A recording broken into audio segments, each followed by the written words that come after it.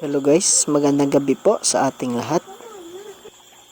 Ngayong gabi po, gusto ko lamang pong i-share sa inyo kung paano ko po tinatanggal yung hatching tray or yung hatching net sa ating hatching tank.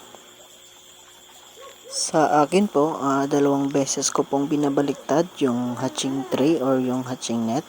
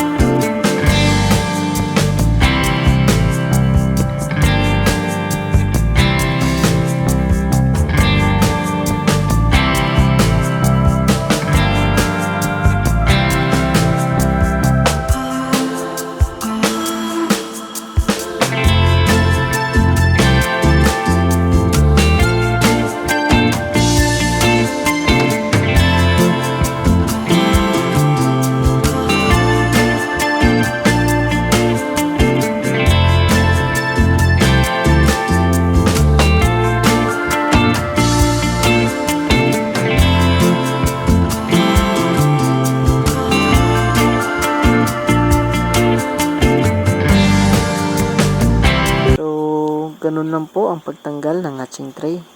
Sana po ay may bago po kayong natutunan.